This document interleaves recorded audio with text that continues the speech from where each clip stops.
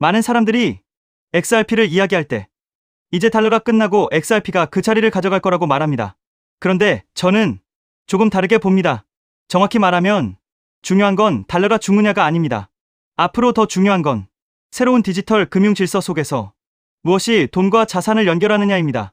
지금 전 세계는 기존의 달러 중심 구조를 그대로 유지하기보다 좀씩 다른 방향을 보기 시작했습니다. 어떤 나라는 자국 통화의 영향력을 키우고 싶어 하고, 어떤 나라는 달러 의존도를 줄이려 하고, 또 어떤 나라는 CBDC나 스테이블 코인 같은 새로운 디지털 화폐 구조를 고민하고 있습니다. 이 흐름만 보면 많은 분들이 달러 패권이 끝나는 거 아니냐고 생각합니다. 하지만 저는 달러가 완전히 사라진다기보다 형태를 바꿔서 다시 들어올 가능성이 더 크다고 봅니다. 왜냐하면 미국 입장에서도 달러를 포기하는 게 아니라 디지털 형태로 확장시키는 쪽이 훨씬 유리하기 때문입니다. 과거에는 종이 달러와 은행 시스템을 통해 전 세계에 영향력을 행사했다면 앞으로는 스테이블 코인과 디지털 달러 같은 형태로 그 영향력을 더 넓고 더 빠르게 퍼뜨리려 할 수 있습니다. 즉, 달러의 종말이라기보다 달러의 재편에 가깝다는 겁니다. 여기서 중요한 변화가 하나 있습니다. 앞으로는 하나의 절대적인 통화만 지배하는 구조보다 여러 디지털 통화가 함께 존재하는 구조로 갈 가능성이 있다는 점입니다. 달러도 있고 각국의 CBDC도 있고 자체 스테이블 코인도 있고 위안화 결제 같은 대안 흐름도 생기고 있습니다. 이렇게 되면 문제는 누가 1등이냐보다 서로 다른 통화와 자산을 어떻게 빠르고 효율적으로 연결하느냐가 됩니다. 바로 여기서 브릿지 자산의 필요성이 커집니다. 각 나라가 자기 방식의 디지털 화폐를 만들고 각 금융기관이 토큰화된 자산을 만들고 국경을 넘어 자금과 자산이 이동하는 시대가 오면 그 사이를 자연스럽게 이어주는 구조가 반드시 필요해집니다. 그리고 XRP는 바로 그 연결의 논리에서 봐야 한다고 생각합니다. XRP가 달러를 죽이는 자산이라기보다 서로 다른 통화와 자산이 움직일 때 그 사이를 이어주는 브릿지 역할에 더 가깝다는 겁니다. 이 관점으로 보면 XRP를 바라보는 시선 자체가 달라집니다. 단순히 달러를 대체하느냐 마느냐 이런 극단적인 프레임이 아니라 디지털 금융 시대에 가장 중요한 연결 인프라 중 하나가 될 수 있느냐 이 질문으로 바뀌게 됩니다. 그리고 이 질문은 생각보다 훨씬 현실적입니다. 왜냐하면 앞으로의 금융은 하나의 국가, 하나의 통화, 하나의 시스템 안에서만 돌아가는 구조가 아니기 때문입니다. 토큰화가 확대되고 국경 간 결제가 빨라지고 전통금융과 디지털 자산이 점점 섞이기 시작하면 그때는 무엇이 가장 빠르고 무엇이 가장 효율적이고 무엇이 가장 자연스럽게 연결할 수 있느냐가 핵심 경쟁력이 됩니다. 그래서 저는 앞으로 XRP를 볼 때 달러를 이기느냐보다 새로운 금융 질서에서 얼마나 중요한 연결 역할을 하느냐를 더 중요하게 봐야 한다고 생각합니다. 달러가 완전히 사라지는 시대를 상상하는 것보다 달러를 포함한 여러 디지털 통화와 자산이 공존하는 시대를 상상하는 게 오히려 더 현실적일 수 있습니다. 그리고 그런 시대라면 필요한 건 지배자가 아니라 연결자입니다. 그 역할을 누가 가져가느냐에 따라 앞으로의 판은 완전히 달라질 수 있습니다. 그리고 그 판 안에서 XRP는 단순한 투기 자산이 아니라 디지털 금융 인프라의 핵심 퍼즐로 다시 평가받을 가능성이 있습니다.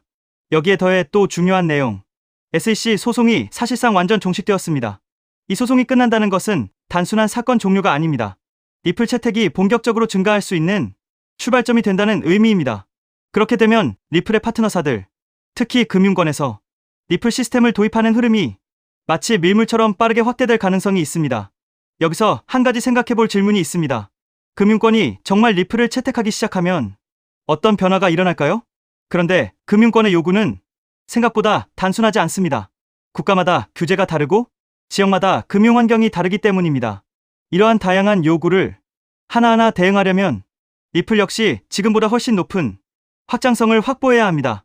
그래서 자연스럽게 리플에게도 레이어 2라는 개념이 굉장히 중요한 요소로 떠오르게 됩니다. 리플 레저를 활용하면 국가와 국가 사이에서 자산을 이동시키는 것이 가능해집니다. 그리고 그 자산 이동 기록은 모두 리플 레저 원장에 투명하게 기록됩니다. 여기서 또 하나 궁금해집니다. 이 시스템이 실제 금융권에서 사용된다면 얼마나 많은 자산이 이동하게 될까요? 리플 레저를 통해 이동할 수 있는 자산은 단순히 암호화폐만을 의미하지 않습니다.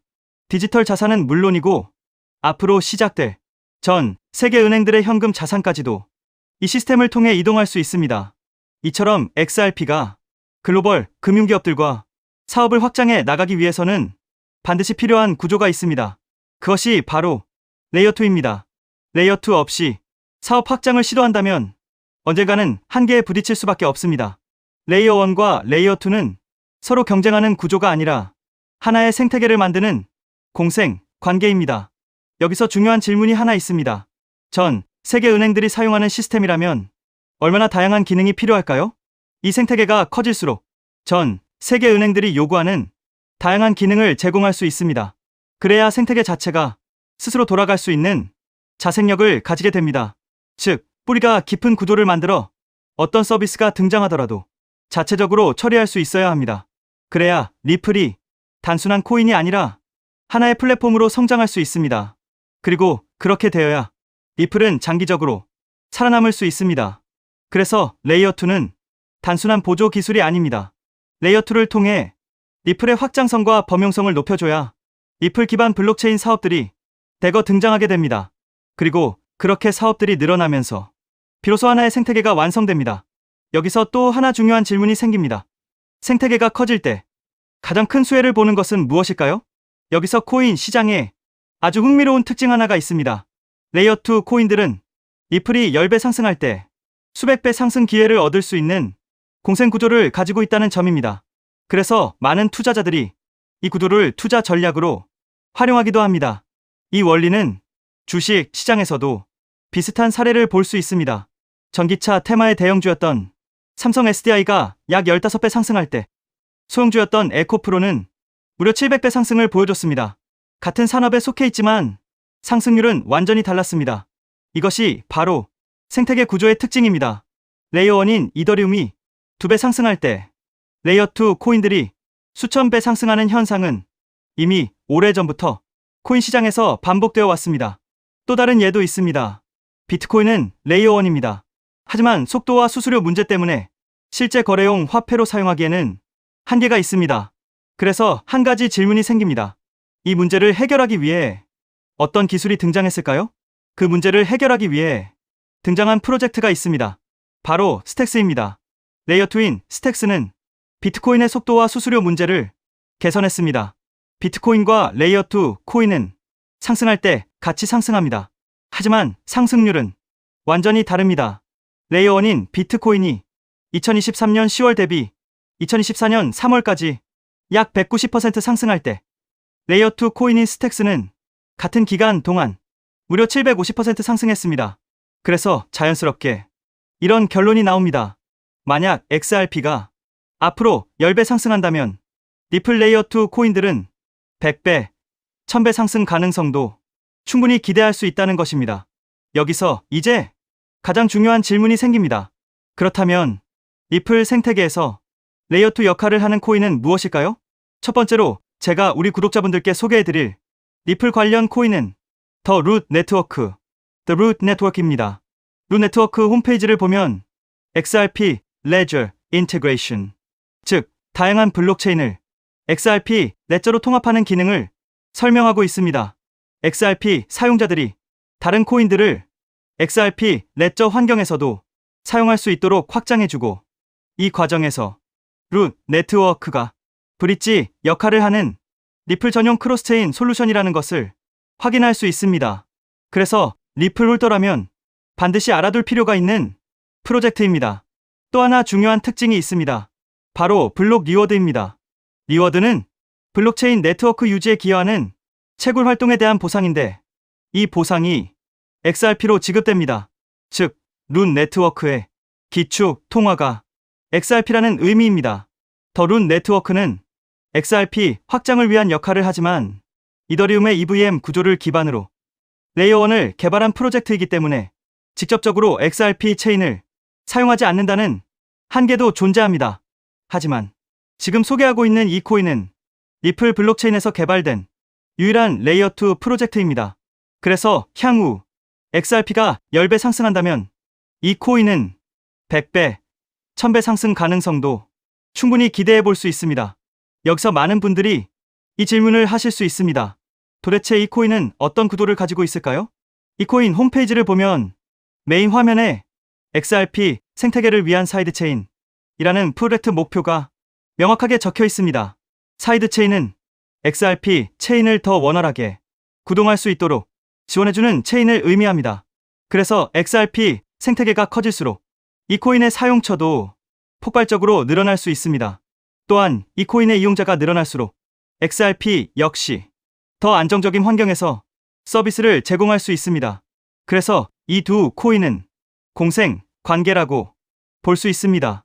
이 코인의 백서를 보면 XRP 레저의 포크라고 설명되어 있습니다.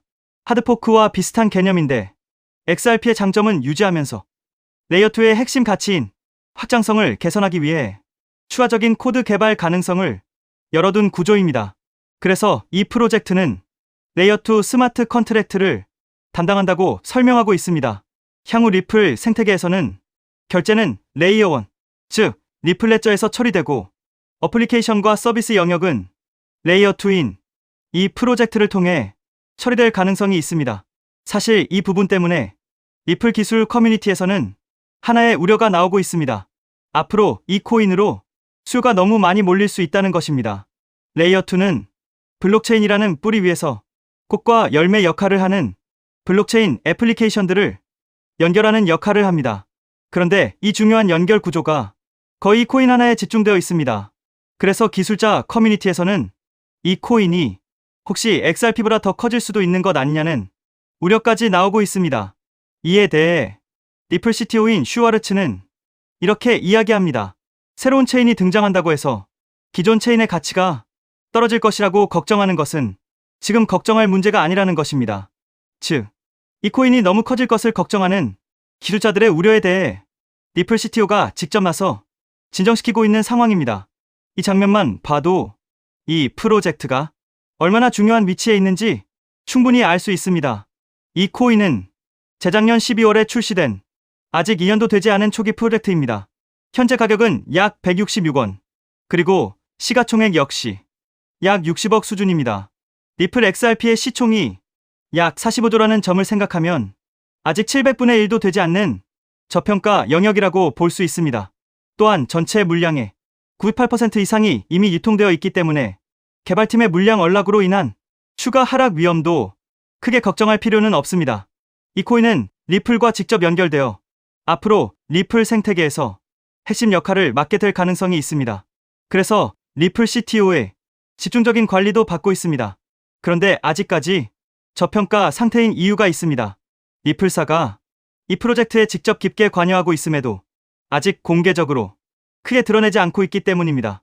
리플의 SEC 소송이 사실상 완전히 끝나 이제 금융권 사업 확장이 전략적으로 시작될 수 있습니다. 그 시점이 되면 이 코인은 폭발적인 움직임을 보일 수 있습니다. 그래서 지금은 리플 네트워크 내부 거래 정도로만 조심스럽게 운영되고 있는 것으로 추정됩니다. SEC 소송이 사실상 종식되어 리플 채택은 곧바로 확대될 가능성이 매우 높습니다. 그에 따라 금융권의 리플 시스템 도입 역시 확장됩니다. 하지만 금융권의 요구는 국가와 지역마다 매우 다양합니다. 그래서 이런 요구에 하나하나 대응하려면 리플은 반드시 더 높은 확장성을 확보해야 합니다. 그래서 바로 이 코인이 등장한 것입니다. 리플 생태계 확장을 가능하게 만드는 핵심 구조이기 때문에 기술자 커뮤니티에서는 오히려 이 코인이 너무 크게 성장할 가능성을 우려하고 있는 것입니다. 코인마켓캡의 커뮤니티 투표 결과에서도 무려 96%나 되는 사람들이 이 코인의 폭등에 투표한 것을 볼 수 있죠. 리플 XRP의 성장과 함께 수백, 수천 배 동반 성장할 이 코인 정보를 저희 구독자 여러분들께만 무료로 공유해 드리려고 합니다. 딱 10만 원이면 됩니다. 많은 돈도 필요 없습니다. 단 10만 원만 묻어두셔도 올해 인생의 방향을 바꿀 수 있는 코인입니다. 그런데 왜 지금 이 자리에서 이름을 바로 공개하지 않느냐고요? 이유는 단순합니다.